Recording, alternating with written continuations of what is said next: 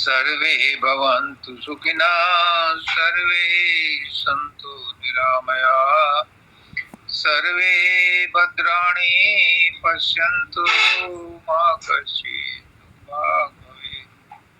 परम तत्वाधार परम पुरुष पूर्णधनी मालिक के कुल हजूर पुष्करनाथ जी महाराज की पवित्र आत्माओं, सभी सत्संगी भाइयों बहनों माताओं बुजुर्गों सबको राधा स्वामी। आज वैसाखी है। इसको वैसाखी भी बोलते हैं, बैसाखी भी बोलते हैं। हजूर शब्दानंद जी महाराज कहते हैं वैसाखी यानी वो साक्षी है हर काम का, हर गुण का, हर फल का, हर कर्म का। वही साक्षी, वो साक्षी है और तुम उसी के अंश हो तो तुम भी साक्षी बन जाओ। जब तुम अपने कर्मों के अपने आप के साक्षी बन जाओगे तो तुम भी वही साक्षी हो जाओगे। दूसरा, इसको बैसाखी भी बोलते हैं। बैसाखी ये पंजाब का विशेषकर एक बहुत बड़ा पर्व है, क्योंकि इसमें गेहूं की फसल आती है। उधर जब खरीफ की फसल आती है नवंबर में, उसकी भी पूजा होती है, और इधर रबी की फसल आती है गेहूं की, तो इसकी भी पूजा होती है। कुछ लोग का मत है हमारे हिंदू धर्म में कि इस तारीख से हमारा नया साल शुरू होता है हिंदू धर्म का। कुछ चैत मास से नया साल आरंभ मानते हैं, कुछ वैसाखी से नया साल आरंभ मानते हैं, वैशाख से नया साल आरंभ मानते हैं। लेकिन मैं अपने आप से पूछता हूं, क्या नया साल आरंभ होता है?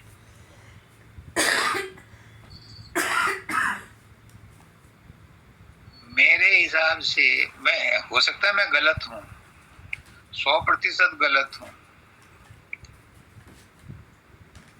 साल का शुरू होना और खत्म होना क्या एक पर्टिकुलर डे में होता है? ब्रह्मा का एक दिन तो उस दिन शुरू होता है जिस दिन सृष्टि की रचना होती है, और ब्रह्मा का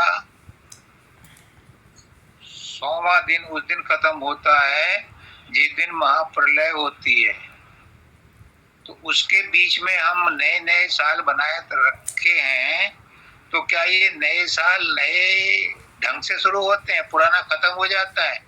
नहीं, ये समय तो एक कंटिन्यूअस प्रवाह है। गंगा जी गंगोत्री से चलती हैं और गंगा सागर में मिलती हैं। जितने भी तीर्थ स्थल हैं रास्ते में, उन सब में गंगा का पानी निरंतर प्रवाहित होता रहता है। कोई ये नहीं कह सकता कि ये गंगा का जल मेरा है। जिस जल में, पुष्करनाथ जी कहते हैं, जिस जल में तुमने हाथ धोए हैं वो जल तो दूर चला गया। ये समय है, समय निरंतर प्रवाहित हो रहा है। जिस क्षण मैं बोल रहा हूं ये भी भूतकाल हो गया।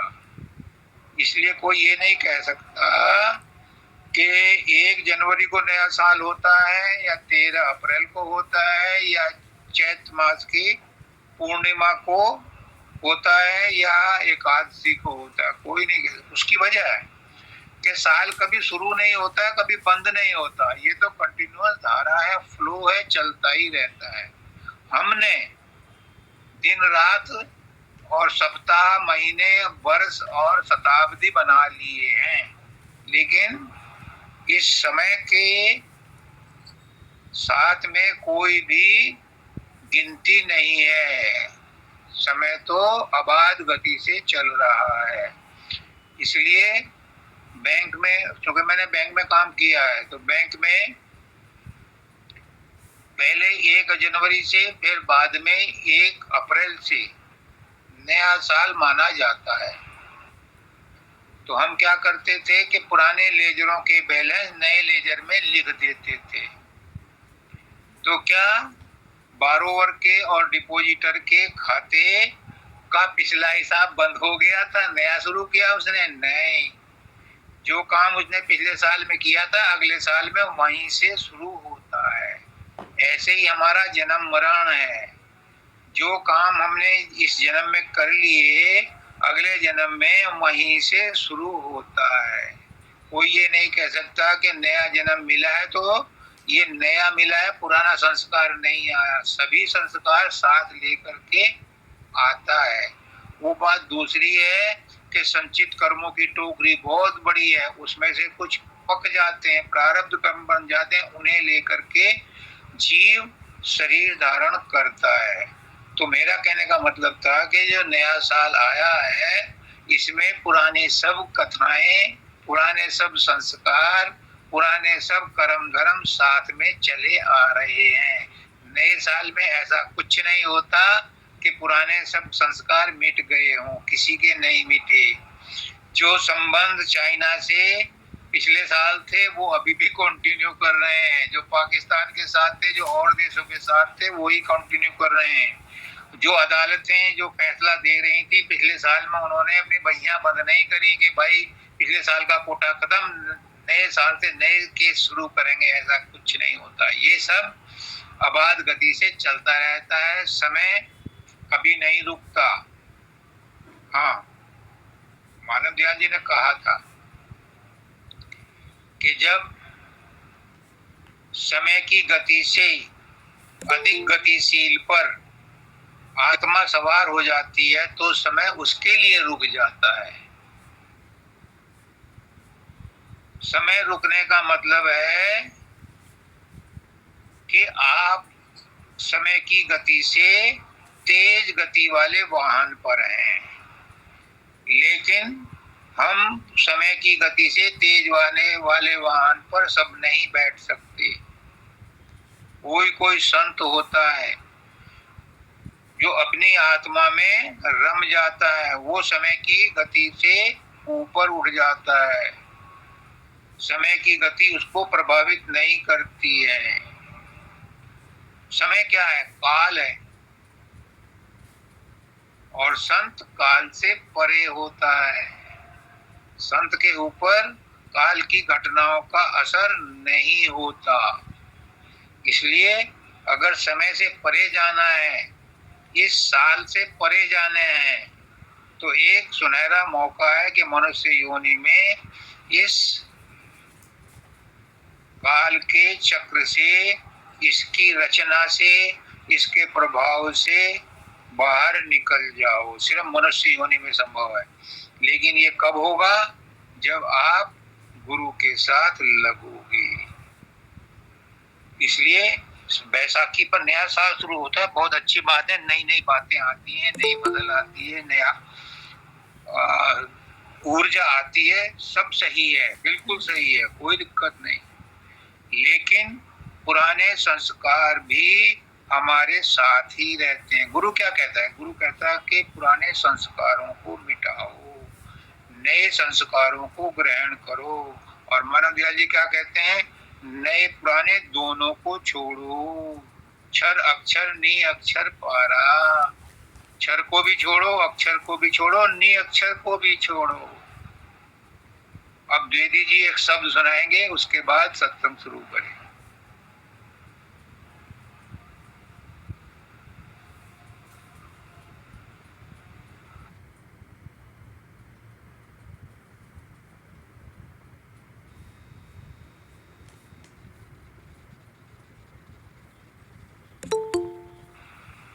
वंदिता जी,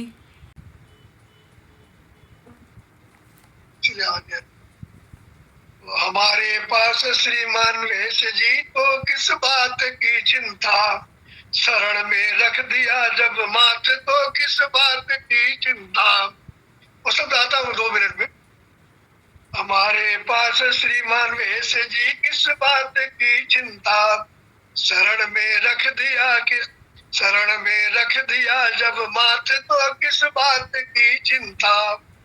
क्या करते हो तुम दिन रात बिन बात की चिंता, क्या करते हो तुम दिन रात किस बात की चिंता। मानवेश को अभय वर दे दिया, मानवेश को अभय वर दे दिया, उस गणरत जी ने पल भर में, उन्हीं का कर रहे गुणगान तो किस बात की चिंता, उन्हीं का कर रहे गुणगान तो किस बात की चिंता। राधा स्वामी आदेश के मुताबिक अब मैं दाता का शब्द पढ़ रहा हूँ। बीत गई मेरी उम्र मिला नहीं ठौर ठिकाना, बीत गई मेरी उम्र मिला नहीं ठौर ठिकाना। सूझे आदि न अंत, सूझे आदि न अंत रहा भरम में भरमाना, सूझे आदि न अंत रहा भरम में भरमाना। बीत गई मेरी उम्र बिला नहीं ठौर ठिकाना। झूठा जग व्यवहार है सब झूठी माया, झूठा जग व्यवहार है सब झूठी माया। झूठा कुल परिवार है झूठी यह काया, झूठा कुल परिवार है झूठी ये काया। झूठ साँच की परख, झूठ साँच की परख हाय मोह को नहीं आई, झूठ साँच की परख हाय मोह को नहीं आई। कैसे करूं उपाय बात मेरी बन जाई, कैसे करूं उपाय बात मेरी बन जाई। झूठ साँच की परख आए मोह को नहीं आई। कभी जप तप कभी व्रत है कभी तीरथ है पानी, कभी जप तप कभी व्रत है कभी तीरथ पानी। निक्सा काम नए कभी, निक्सा काम नए कभी मन उपजी गलानी, निक्सा काम नए कभी मन उपजी गलानी। बीत गई मेरी उम्र मिला नहीं ठौर ठिकाना, सूझे आदि न अंतरा भरम में भरमाना। कर्म धर्म सब त्याग करे तुम सन्मुख में आया, कर्म धर्म सब त्याग करे तुम सन्मुख आया। राधा स्वामी दया निधि अब तो कीजे दाया, राधा स्वामी दया निधि आप मुझ पर कीजे दाया। झूठा जग व्यवहार है सब झूठी माया, झूठा कुल परिवार है झूठी है ये काया। राधा स्वामी।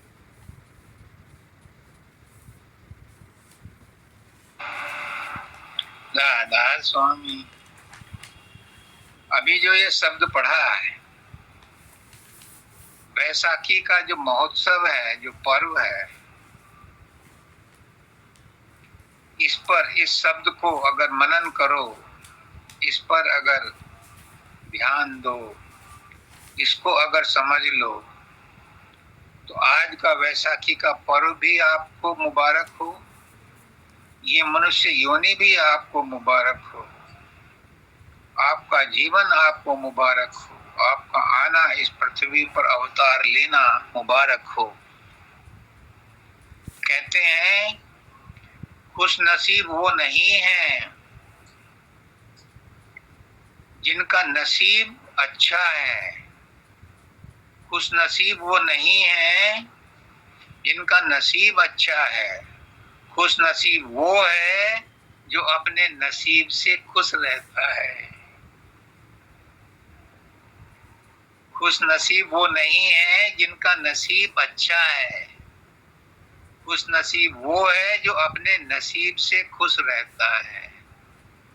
कहने का मतलब ये है कि जो हमें मिला हुआ है, जो हमें प्राप्त है, वही पर्याप्त है। जब हमारे अंदर ये भावना आ जाती है तो वैसाखी आ जाती है, फिर हम साक्षी बन जाते हैं, फिर हम किसी के प्रति कोई दोषारोपण नहीं करते, फिर हम किसी के प्रति प्रतिस्पर्धा नहीं करते, फिर हम प्रतिरोध नहीं करते, फिर हम विलोम नहीं करते, विरोध नहीं करते, फिर हम समता में आ जाते हैं।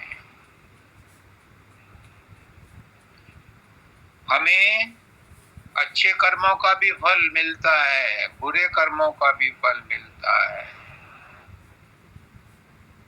और ये कर्मों का फल भोगते भोगते हम दुखी हो जाते हैं, ऊब जाते हैं, क्योंकि हम जन्म जन्मांतरों से यही दुख सुख सहते हुए चले आ रहे हैं। मनुष्य योनि में किसी किसी की भावना ऐसी बनती है कि एनफ इज एनफ, यार बहुत हो गया, कहीं तो फुल स्टॉप लगाओ, कहीं तो इसे रोको। लेकिन ये आपके अकेले के बस का नहीं है। गुरु की संगत में जाओगे, गुरु का ज्ञान प्राप्त करोगे, गुरु के साथ बैठोगे, तो गुरु प्रसन्न होकर के आपके विचारों को बदलेगा। तब आप कहोगे कि जो मैंने कर्म किए मैंने किए ही नहीं, ना मैंने अच्छे किए ना बुरे किए, ये कर्म तो प्रकृति द्वारा अपने आप हो रहे हैं, मैं तो उसकी साक्षी हूँ। क्योंकि आत्मा का बल लेकर के ही मन इनका ड्रामा चलाता है। आपकी जो मोबाइल है, इसमें किसी में एयरटेल है, किसी में BSNL है, किसी में वोडाफोन है, किसी में आइडिया है, किसी में जियो का सिम पड़ा है। अलग अलग कंपनियों के सिम अलग अलग मोबाइल में होते हैं, लेकिन जब वो बात करते हैं तो एक दूसरे के सिम के विरोध के बावजूद उनकी बात दूसरे सिम होल्डर से भी होती है। कैसे, क्यों? सोचा कभी? वोडाफोन वालों की वोडाफोन से बात होनी चाहिए, एयरटेल वालों की एयरटेल से होनी चाहिए, आइडिया वालों की आइडिया से होनी चाहिए, जियो वालों की जियो से होनी चाहिए। दूसरे वालों से कैसे होती है? क्योंकि वो सब एक कॉमन सर्वर से जुड़े होते हैं, और वो कॉमन सर्वर कौन है? वही है परमात्मा। हम इंडिविजुअल शरीर में अपने आप को अलग अलग सिम से जोड़ रखा है, जबकि हम कॉमन सर्वर से परमात्मा से जुड़े हुए हैं। गुरु यही ज्ञान देता है, गुरु यही बात बताता है, गुरु तुम्हारी सोच बदलता है। कुछ कहते हैं कि हम तो बहुत पाक साफ आए थे, यहाँ आकर के गंदे हो गए। सही कहते हैं। क्यों? क्योंकि उनके अंदर जो आत्मा है वो बिल्कुल सच बोलती है कि मैं तो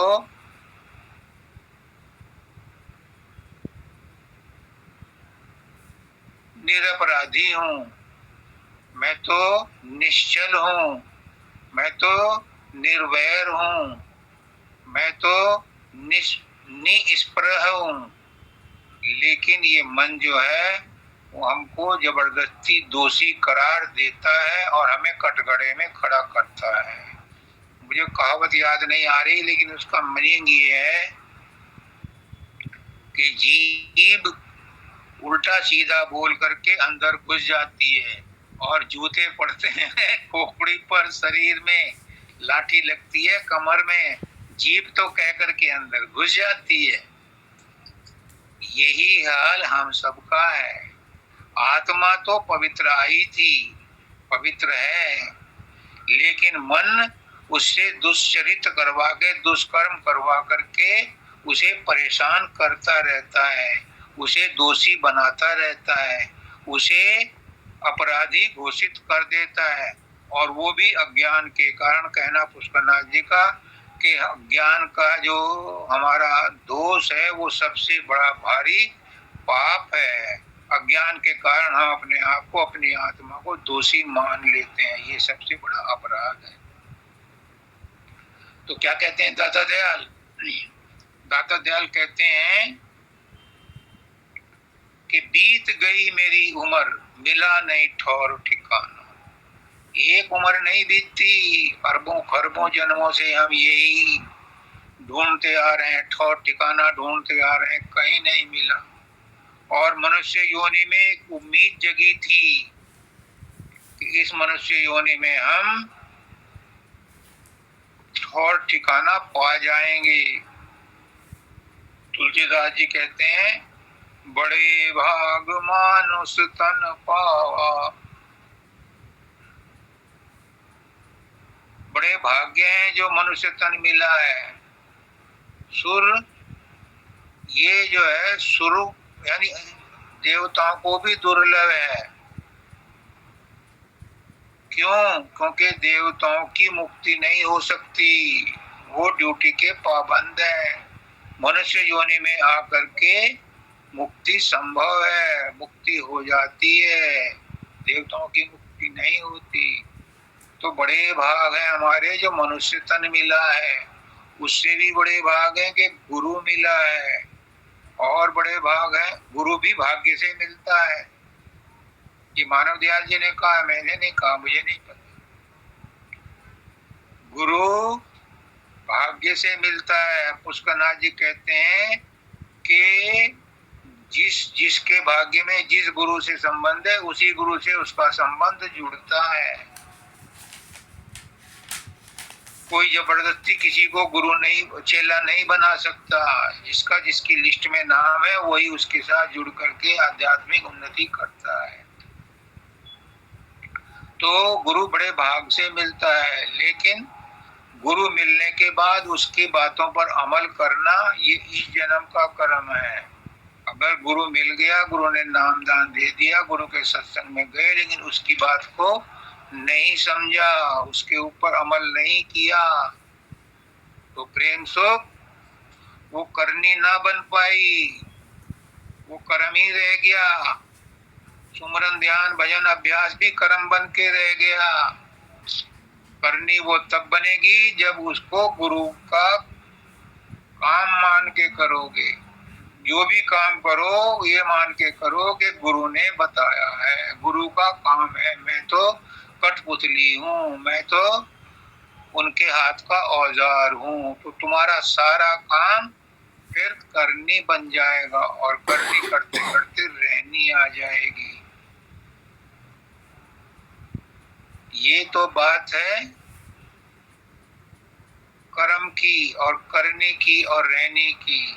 कबीरदास जी कहते हैं, करनी करे तो पूत हमारा, रहनी रहे सो नाती, नहीं, कथनी करे सो पूत हमारा, रहनी रहे सो नाती, और करनी करे सो गुरु हमारा, हम रहने के साथी। रहनी रहे सो गुरु हमारा, हम रहने के साथी। यानी कसनी बदनी तो सब करते हैं, लेकिन वो सब कर्म बन जाते हैं। जो करनी करता है वो गुरु का प्यारा हो जाता है। करनी का जो कर्म है वो बंधन नहीं बनते, वो बंधन काटने का साधन बनते हैं। और जो करनी करते करते गुरु का काम, गुरु की आज्ञा का पालन करते करते उसमें रहना शुरू कर देता है, वो रहनी उत्तम हो जाती है। फिर क्या होता है? फिर परमात्मा भी उसके साथ ही रहता है। फिर वो परमात्मा से अलग नहीं होता, परमात्मा उससे अलग नहीं होता, क्योंकि वो रहनी में रह रहा है। रहनी कहें की रहनी, किस चीज की रहनी? परमात्मा में रहनी। अपने अहंकार का त्याग करके जो बचता है वो रहनी रह जाती है, उसी को रहनी कहते हैं। जिसमें अहंकार नहीं होता वही रहनी होती है। जब तक अहंकार है तब तक रहनी नहीं बनती। करने वाले के अंदर भी एक जीना अहंकार रह जाता है कि वो गुरु की आज्ञा का पालन करके करनी कर रहा है। जब वो करनी का अहंकार, जीना अहंकार भी मिट जाता है तो फिर वो रहनी में रहने लगता है। रहनी में क्या रहता है? फिर वो परमात्मा के साथ एक तादात्म्य स्थापित कर लेता है, एकात्मता स्थापित कर लेता है। बस वही लक्ष्य है मनुष्य योनि का। तो क्या कहते हैं? बीत गई मेरी उम्र, मिला नहीं ठौर ठिकाना, अपने बलबूते पर तो मैं कर करके थक गई। बहुत यत्न कर लिए, बहुत जतन कर लिए, मुझे ठौर ठिकाना नहीं मिला। सूझे आदिनान, रहा भरम में भरमाना। पुष्करनाथ जी कहते हैं, राजेश, मानव दयाल जी ने मुझे लिख करके भेजा, राजेश जब तुम भ्रम में आते हो तो तुम्हारे 20 कदम पीछे हट जाते हो अपने रास्ते से। ये भ्रम इतना भारी रोग है कि आपकी प्रगति को बैक फुट पर ले आता है। ना करे भगवान किसी को भ्रम हो। इस भ्रम में अच्छे अच्छे ज्ञानी भटक जाते हैं। गरुड़ कृष्ण भगवान का नहीं, सॉरी, विष्णु भगवान का वाहन। देवताओं ने उसे कहा, राम ब्रह्म के अवतार हैं, उन पर मुसीबत आई है, तुम लंका में जाओ। मेघनाथ ने उन्हें नाग फांस रखा है, तुम जाके उनकी मदद करो। वो आता है और मोह में फंस जाता है कि ये कैसे ब्रह्म के अवतार हैं। जो 24 घंटे विष्णु के साथ रहता है उसको भी ब्रह्म ने ग्रसित कर लिया। ये कैसे ब्रह्म के अवतार हैं कि इनकी मदद करने के लिए मुझे आना पड़ा। तो ब्रह्म ने उसे बैकफुट पर ला दिया। वो भटकता फिरता है। नारद जी मिलते हैं, जाओ ब्रह्मा के पास। ब्रह्मा जी ने कहा, मैं रजोगुणी हूँ, मैं तुम्हारी मदद नहीं कर सकता। तुम ज्ञान चाहते हो और ज्ञान है शिव के पास, तुम शिव के पास जाओ। और वो शिव के पास जाता है गरुड़। तो शिव कहते हैं, भाई मैं तो कहीं और जा रहा हूं, तुम मुझे रास्ते में मिले हो। मैं तुम्हें रास्ते में ज्ञान नहीं दे सकता। ज्ञान के लिए तो स्थिरता चाहिए। तुम ऐसा करो कि सीधे सुमेरु पर्वत पर चले जाओ। वहां पर आग भुजंडी राम कथा कहता है, वहां तुम्हें शांति मिलेगी, तुम्हारे भ्रमों का नाश होगा। मतलब कहने का कि ये भ्रम जो है अच्छे अच्छों को भटका देते हैं। तो यहाँ भी दादा दयाल कह रहे हैं, सूझे आदि न अंत, मुझे अपना ही पता नहीं है कि मैं कौन हूँ, मेरा आदि क्या है, मेरा अंत क्या है, इसलिए भ्रम में है। और स्वामी जी महाराज क्या कहते हैं? स्वामी जी महाराज कहते हैं, राधा आदि सूरत का नाम, स्वामी आदि शब्द पिछान। गुरु बताता है कि तेरा आदि क्या है, तेरा मध्य क्या है, तेरा अंत क्या है, तेरी हैसियत क्या है, तेरा हैपना क्या है। गुरु उसे सत्संग में सब खोल के बताता है। जब उसकी समझ में आता है तो उसका भ्रम मिट जाता है। फिर वो अपने आप को पहचानने लगता है। फिर वो शब्दानंद जी महाराज कहते हैं कि गुरु की एक बात पकड़ लो। उन्होंने कहा कि अगर कोई गुरु के पास आता है तो गुरु उससे पूछता है क्या करते हो। वो कहता है कि ये नौकरी करता हूँ, या अभी नौकरी नहीं लगी है, या मैं ठेकेदारी करता हूँ, या मैं अभी मजदूरी करता हूँ, नौकरी ढूंढ रहा हूँ। तो देखो सब्दानंद जी महाराज कितने दयालु हैं। क्या कहते हैं, उस समय गुरु जो तुम्हें कहे कि तुम ऐसा करो, बस वही करनी है, उसी को अपना लो, उसी को हाथ पकड़ लो, उस करनी को, उस बात को पकड़ लो। जब तुम उस बात को पकड़ के वैसा करोगे तो ये करनी बन जाएगी, और करनी बन जाएगी तो तुम्हारे सारे पाप कर्म खत्म हो जाएंगे। ये करनी तुम्हारे कर्मों को काटने का साधन बनेगी। कितनी आसान तरीके से उन्होंने कितनी गूढ़ बात को बता दिया कि करनी क्या है। जो गुरु ने तुम्हें कह दिया, चलते फिरते जाते पीते भी कह दिया, साधारण माहौल में भी कह दिया, तो उसे भी मजाक मत समझना, उसमें भी तत्व छिपा होता है। गुरु की हर बात में राज छुपा होता है, सबको पता नहीं होता। मैं डायरी और पेन लिए हुए पुष्करनाथ जी के आगे पीछे 24 घंटे रहता था जब भी उनके साथ रहता। कब उनकी बात, चाय पीते हुए उनके मुंह से कोई बात निकल जाए, खाना खाते हुए उनके बात निकल जाए, कौन सी बात मेरी जिंदगी को पलट दे, मैं उसे नोट कर लेता था, क्योंकि मेरी याददाश्त कमजोर है। लेकिन आप लोगों की तो बहुत याददाश्त अच्छी है। गुरु जो आपसे कह दे उसको पल्ले बांध लो, गांठ बांध लो। उस बात पर सब्दानंद जी कहते हैं कि अपनी जान तक अड़ा दो, फिर गुरु प्रसन्न होकर तुम्हारे सब कर्मों को दूर कर देगा। तुम्हें वो दे देगा जो तुम लेना चाहते हो। तुम लेना भी नहीं चाहते, गुरु खुद अपने आप देता है। आगे कहते हैं दादा दयाल, झूठा जग व्यवहार है, सब झूठी माया। झूठा जग व्यवहार है, सब झूठी माया, और इसी झूठी माया को हम सच्ची करके मानते हैं, इसी में हम लिपटे रहते हैं। गुरु के पास नहीं जाते कि हमारा संसार बिगड़ जाएगा, और जाते भी हैं तो गुरु से संसार ही मांगते हैं। जबकि दादा दयाल कह रहे हैं झूठा जग व्यवहार है। पुष्करनाथ जी और सिंपल शब्दों में कहते हैं कि ये जितने भी रिश्ते नाते हैं, परिवार है, यार दोस्त हैं, दुश्मन है, संसार में जिनसे भी हमारी मुलाकात होती है, ये अचानक नहीं है। ये सब प्रारब्ध कर्मों के लेन देन अधूरे रह गए थे, इसलिए ये परिवार बनाया, ताकि इस परिवार में रहते रहते हम अपने कर्मों का हिसाब चुकता कर दें। तो झूठा सब जग व्यवहार है, झूठी जग। ये जितना भी लेन देन है ये हमें पूरा करना है, इसमें सच्चाई कुछ नहीं है।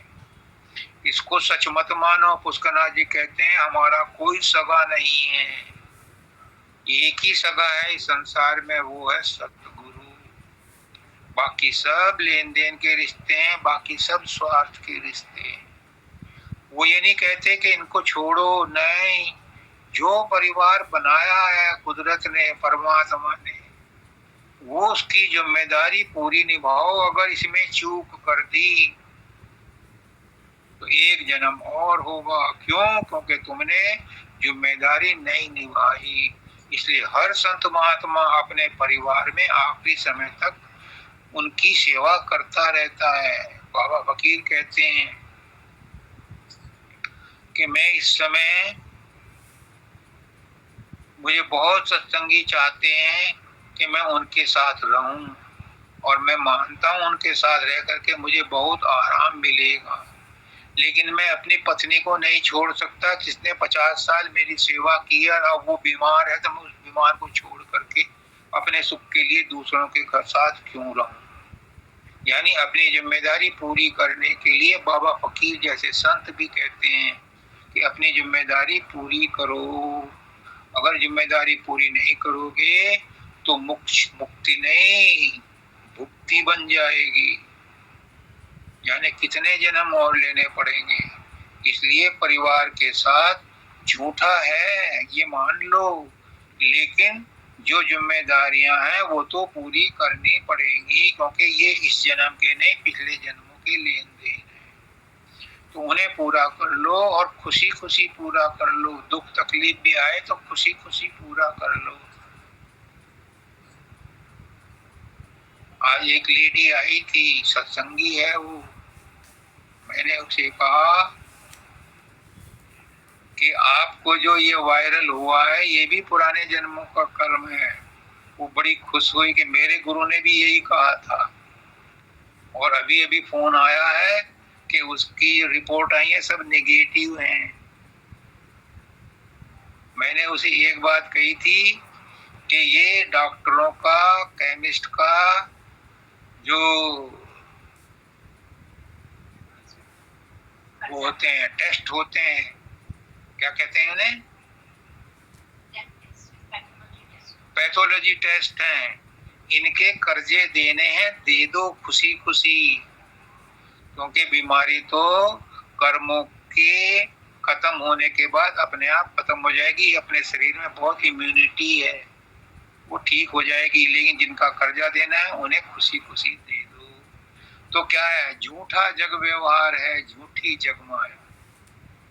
इसको स्वप्न समझ करके खेलो, खेल समझ करके खेलो। इसमें अपना मन मत दो, इसमें अपनी आत्मा को मत लगाओ। क्या करो, झूठ, झूठा जग व्यवहार है, सब झूठी माया, झूठा कुल परिवार है, झूठी ये काया, ये शरीर ही अपना। पुष्कना जी कहते हैं, तुम जिसको अपना कहते हो किस हैसियत से कहते हो? इस शरीर के नाते, इस शरीर के साथ उनके संबंध हैं। धन का संबंध भी तुम्हारे शरीर के साथ है, कोठी का संबंध भी शरीर के साथ है, कार का संबंध भी तुम्हारे शरीर के साथ है। जब तुम्हारा शरीर ही अपना नहीं है तो ये संबंध कहाँ अपने रह गए? शरीर भी झूठा है, थोड़े दिन में चला जाएगा। अगर अपना होता तो हमेशा साथ रहता, अपना होता तो कभी बीमार ना बनता, अपना होता तो कभी नुकसान ना होता। लेकिन इस पर हमारा कंट्रोल नहीं है। इसका मतलब है कि शरीर भी टेम्परेरी है। कृष्ण भगवान कहते हैं कि आत्मा शरीर को ऐसे छोड़ देती है जैसे मैले कपड़ों को इंसान बदल देता है। तो शरीर भी झूठा है। झूठ साच की परख हाथ मुंह को नहीं आई। पुष्करनाथ जी कहते हैं कि सच क्या है और झूठ क्या है, बस ज्ञान इतना ही है। बड़ी लंबी चौड़ी पुस्तकों में, वेदों में, उपनिषदों में ज्ञान नहीं है।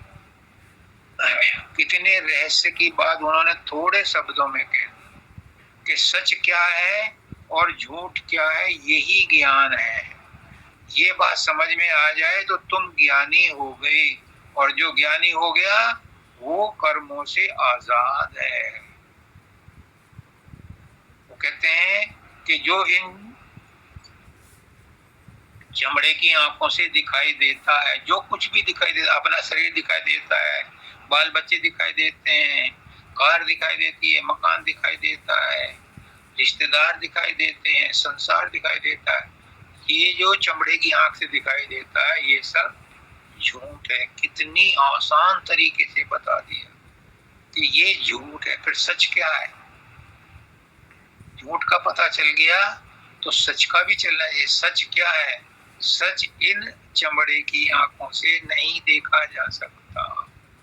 मानव दयाल जी कहते हैं, एक विदेश में उनसे पूछा, अमेरिका में पूछा, हम तो भगवान को तब मानेंगे जब हमें तुम फूल की तरह से उसे दिखा दो।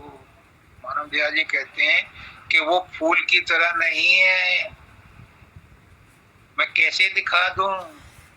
फूल तो उसके माया का एक छोटा सा अंग है। वो अपने आप में क्या है वो तुम्हें भौतिक रूप से दिखाया नहीं जा सकता, सूक्ष्म रूप से भी नहीं दिखाया जा सकता। कारण रूप से भी नहीं दिखाया जा सकता। हाँ, अगर तुम परमात्मा को जानना चाहते हो तो इतने शुद्ध बन जाओ, इतने शुद्ध बन जाओ, इतने शुद्ध बन जाओ कि जितना परमात्मा है तो तुम उसे अनुभव कर सकते हो। मैं तुम्हें परमात्मा को नहीं दिखा सकता, ना मैं तुम्हें ये कहता हूँ कि तुम परमात्मा को देख करके सर्टिफिकेट दो। परमात्मा को तुम्हारे सर्टिफिकेट की जरूरत नहीं है। क्यों? क्योंकि वैज्ञानिकों ने जो सर्टिफिकेट दे दिए वो सच्चे संसार मानता है, तो वो कहते हैं परमात्मा को तुम्हारे सर्टिफिकेशन की जरूरत नहीं है, वो तो है, बस है, इतना ही काफी है।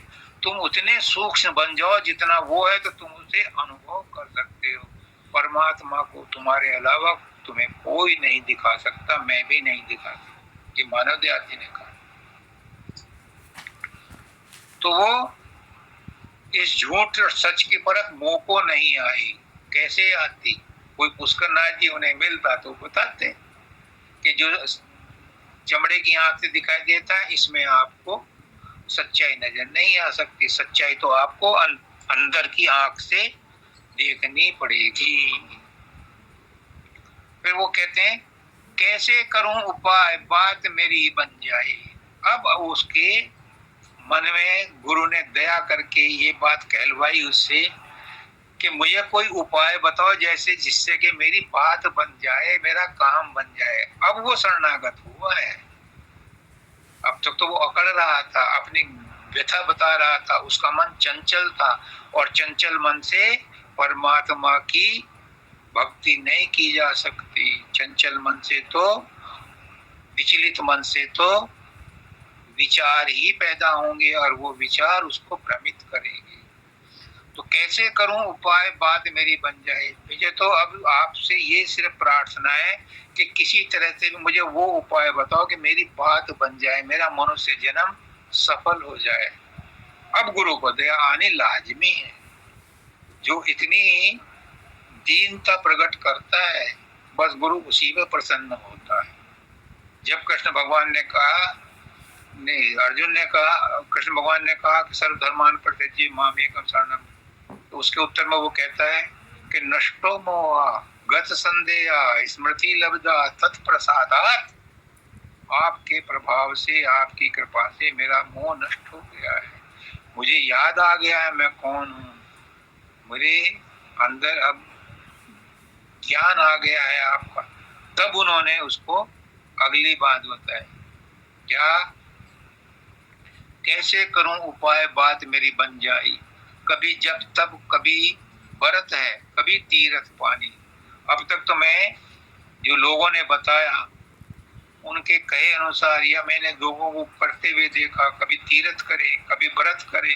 अब ये वंदिता है, हफ्ते में 4-4, 5-5 व्रत करती थी, क्योंकि इसी ज्ञान यही दिया गया था कि इन व्रतों से ही परमात्मा मिलेगा।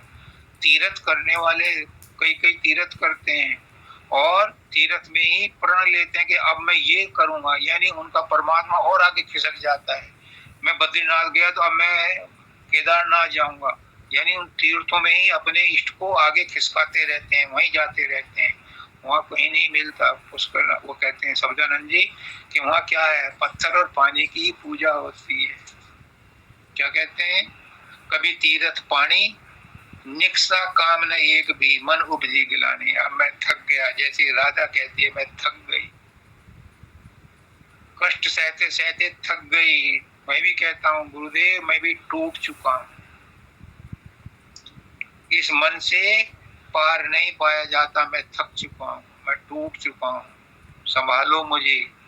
जब आदमी दीन हो जाता है तो फिर दीन दयाल अपनी दया करता है, फिर अपनी मेहर करता है, फिर वो अपने संदेश भेजता है, फिर वो अपना अनुभूति भेजता है, किसी आदमी को भेजता है। कोई घटना ऐसी घट जाती है कि हमें उसका ज्ञान हो जाता है। कैसे, निक्सा काम न एक भी मन उपजी गिलानी। जब मन में गिलानी होती है तो पुष्करनाथ जी की बात मुझे हर बात में याद आती है कि परमात्मा, दाता दयाल भी यही कहते हैं, परम दयाल जी भी यही कहते हैं, मानव दयाल जी भी यही कहते हैं, शब्दानंद जी भी यही कहते हैं, पुष्करनाथ जी भी कहते हैं, क्या और कृष्ण भगवान भी कहते हैं अर्जुन से कि जब संसार से ठोकर लग जाती है, संसार किसी को दुखी करता है, संसार से उसको जो है असंतुष्ट हो जाता है, उसे वैराग्य हो जाता है, तब वो परमात्मा की तरफ कदम बढ़ाता है। और जब वो परमात्मा की तरफ कदम बढ़ाता है तो परमात्मा उसे कौली भर के अपने साथ अपने अंग लगा लेता है। तुलसीदास जी कहते हैं क्या, सन्मुख होय जीव जब, सन्मुख होय जीव मोहि जबहि, कोटि अग नासै तब। जब भी जैसे ही कोई जीव मेरे सन्मुख आता है, अभी तुम किसके सम्मुख हो? अभी संसार के सम्मुख हो, अभी तो तुम परिवार के सम्मुख हो, अभी तो तुम कार के सम्मुख हो, अभी तो तुम जिसकी इच्छा कर रहे हो उसके सम्मुख हो।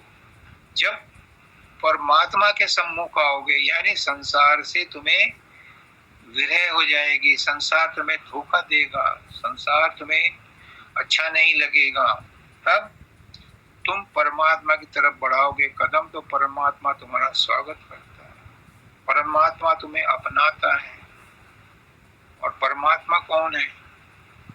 लगे हाथ समझ लो। कौन सा परमात्मा? को ऊपर नहीं बैठा। मानव दयाल जी कहते हैं ऊपर बैठा हुआ परमात्मा कोई ज्योग्राफिकल एरिया है, वो कहते हैं मुझे नहीं पता, लेकिन अगर कोई है ऊपर बैठा हुआ तो हमारी मदद नहीं कर सकता। हमारी मदद कौन करता है? जो हमारे सामने बैठा, जो हमारा सतगुरु है, वो हमारी मदद करता है। और सतगुरु क्या कहता है? देख भाई, मैं तुझे रास्ता बता सकता हूँ, असली सतगुरु तेरे अंदर है, तू अंदर में जा, उससे मुलाकात कर। कितना दयालु है, वो आपको भ्रमित नहीं करता। क्योंकि अगर वो कहे कि मुझे ही देखता हुआ तो चल और मैं ही परमात्मा हूँ और मैं ही सब कुछ हूँ, तो उसका एक जन्म और लेना पड़ेगा। क्योंकि साकार रूप में परमात्मा को पहचाना जा सकता है, साकार रूप में परमात्मा की पूजा की जा सकती है, लेकिन उपासना के लिए निराकार का ही सहारा लेना पड़ता है। उपासना का मतलब है पास बैठना। बाहर वाला गुरु कहता है कि मैं तुझे सब रास्ता बता दूंगा, पर तेरा गुरु, तेरा परमात्मा तेरे अंदर है, तेरी खोपड़ी में, वहां जाकर के मिल। वो प्रकाश और शब्द के रूप में तुझे मिलेगा।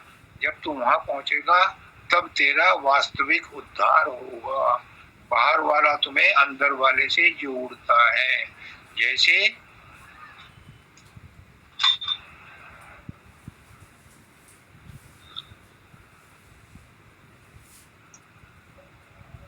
पहले नाई ब्राह्मण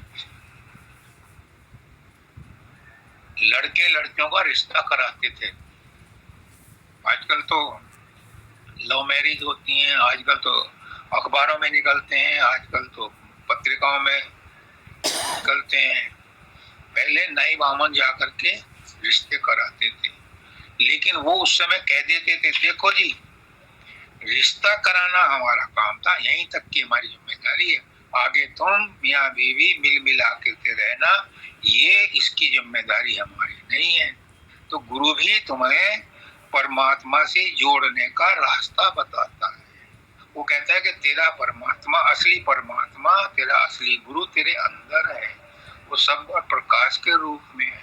वहां तक तू पहुंच, रास्ता मैं बताऊंगा तुझे, साथ लेकर के आगे तक भी मार्गदर्शन करूंगा, लेकिन चलना तुझे खुद है, रोटी तुझे खुद खानी है, मेरे खाने से तुझे आराम नहीं मिल सकता। दवाई मैं खा लूं और बुखार तुम्हें हो रहा है, तुम ठीक नहीं होगे, दवाई तो तुम्हें ही खानी है। ये गुरु कहता है। गुरु, आज तक किसी भी गुरु ने, किसी भी संत महात्मा ने ये नहीं कहा कि मैं खुदा हूं, लेकिन मैं डंके की चोट पर कहता हूं कि हर गुरु, हर संत महात्मा खुदा से जुदा नहीं है। वो कहता है कि मैं खुदा नहीं हूं, लेकिन वो खुदा से जुदा नहीं है। जब आप उसे खुदा मान करके जुड़ोगे उसके साथ, तो जैसे ही आपने अपने मोबाइल के चार्जर को सॉकेट में लगा दिया, तो आपका मोबाइल में चार्जिंग शुरू हो जाती है। गुरु का यही काम है कि वो खुदा नहीं है लेकिन खुदा ही है, क्योंकि उसके साथ जुड़ करके तुम खुदा से जुड़ जाते हो। और क्या प्रूफ चाहिए?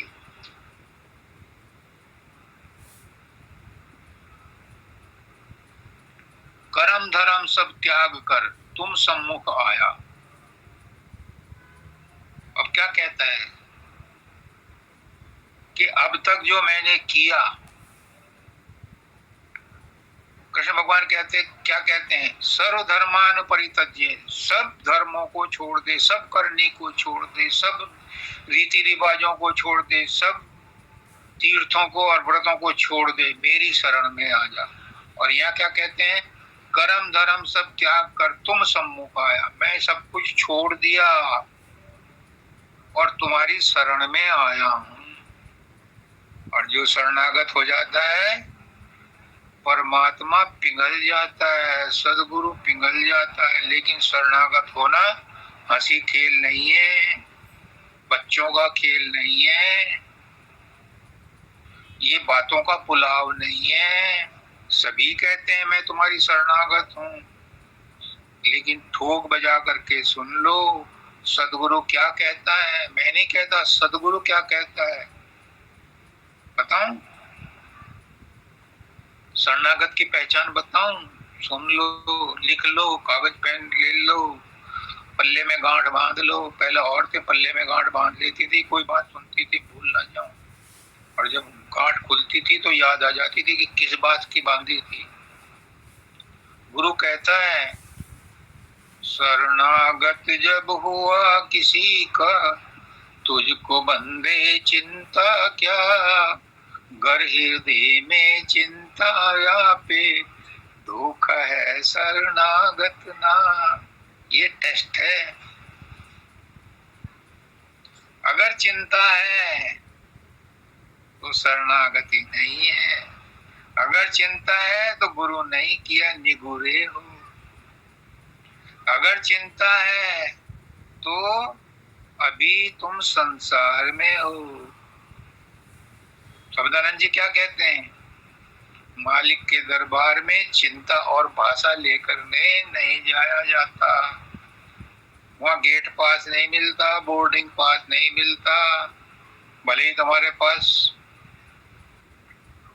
पासपोर्ट हो, भले ही तुम्हारे पास वीजा हो, अगर चिंता और भाषा है तो बोर्डिंग पास यूं नहीं करेंगे, सिक्योरिटी वाले रोक लेंगे। स्क्रीनिंग में आ जाएगा कि इनके लगेज में कोई सामान है। ये बताती हैं कि एक बार लोकल फ्लाइट की थी, विदेश की भी नहीं थी, अटैची में जटा वाला नारियल था। अब वो स्क्रीनिंग वाले खत्म, आगे चलने ही नहीं दे रहे, इसमें तो कुछ है, इसमें तो कुछ है, क्योंकि वो बॉम्ब दिखाई दे रहा था उन्हें मशीन में। जब वो खोला उन्हें भी समझ में नहीं आया, उन्होंने कहा वो ये नारियल है, जब फोड़ो या छोड़ दो।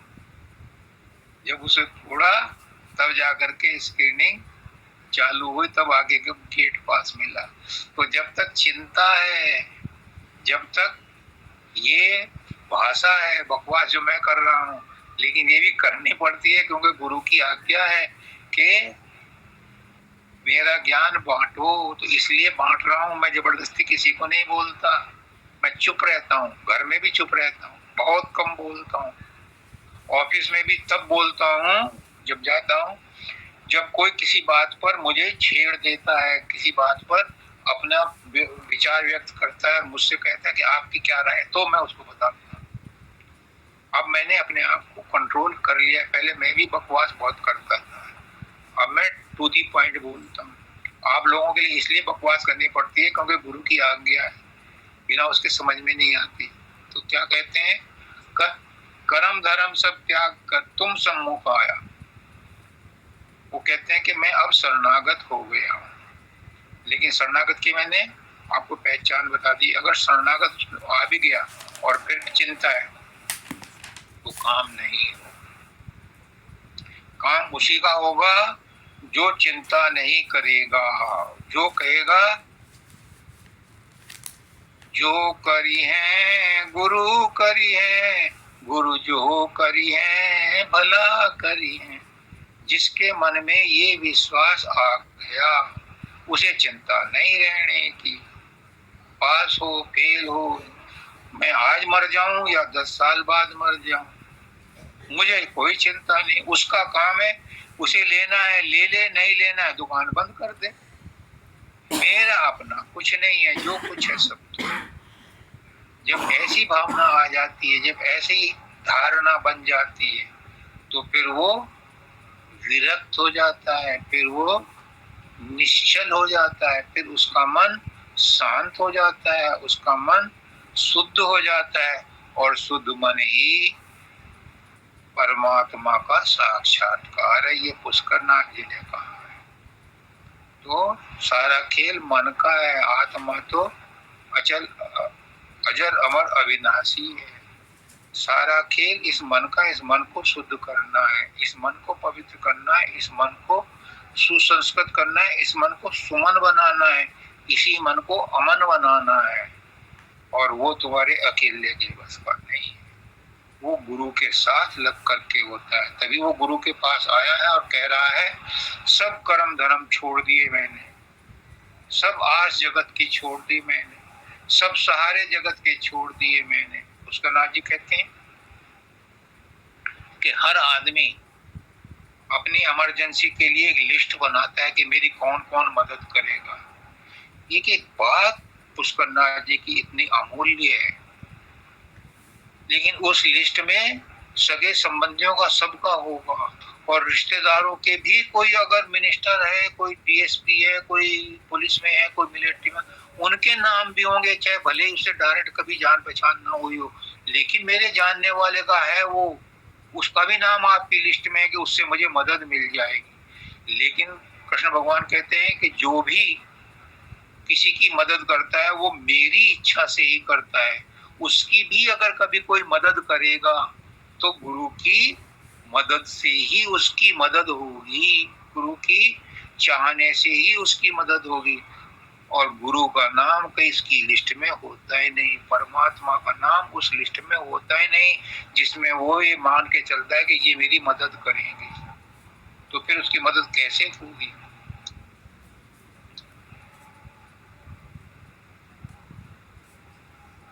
राधा स्वामी दयानिधि आप कीजिए दया, बस मैं तो थक चुकी हूँ, मैं तो टूट चुकी हूँ।